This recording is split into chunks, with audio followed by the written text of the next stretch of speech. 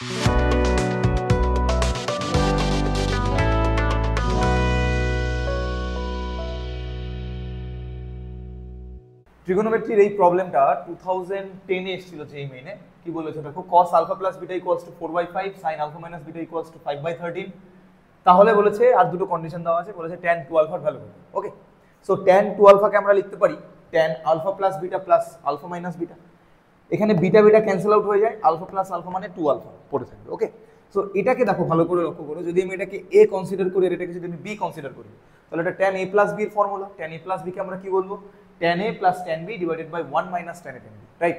So আমাদের কাছে যে দুটো রিলেশন দেওয়া আছে, cos alpha plus beta equals to 4/5, এখান থেকে আমাদের উদ্দেশ্য হলো tan আলফা প্লাস বিটার ভ্যালু বের করা। যদি আমরা এটা বের করতে পারি, অ্যান্ড সিমিলার ওয়ে cos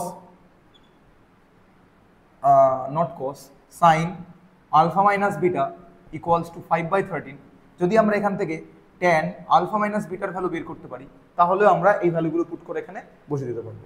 এবারে আমরা এইটা বের করার জন্য ত্রিকোণমিতির খুবই একটা সিম্পল কনসেপ্ট ব্যবহার করবো, যেটা আমরা ক্লাস 9-10 এ শিখে থাকি। দেখো ভালো করে, যদি আমি একটা ট্রায়াঙ্গেল কনসিডার করি, suppose this is a triangle and this angle is alpha plus beta.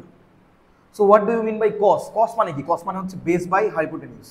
So height কত হবে? হাইট হবে 3। তাহলে এখান থেকে আমি tan এর ভ্যালু কত পাবো? tan এর ভ্যালু পাবো হাইট বাই বেস 3/4। দেখো আমার হাতে কলম, মানে আমাকে বেশি ভাবার দরকারই নেই, জাস্ট এখানে সিম্পলি ক্যালকুলেশন করলে আমাদের চলে আসছে। একই রকম ভাবে এই অ্যাঙ্গেলটা যদি আমরা আলফা মাইনাস বিটা ধরি, সাইন মানে হচ্ছে হাইট বাই হাইপোটেনিউস, তাহলে বেস কত হবে? বেস হবে 12। tan মানে কি? tan মানে হচ্ছে height by base, height by base.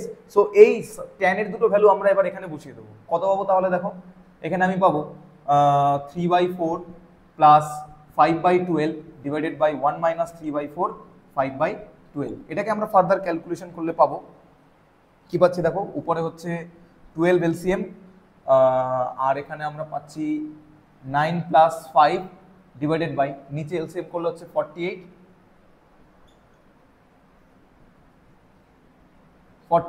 এটাকেই সিম্পলিফাই করলে, ক্যালকুলেশন করলে আমরা পাবো, অপশন হবে 56/33, অর্থাৎ option B is the correct answer. Thank you.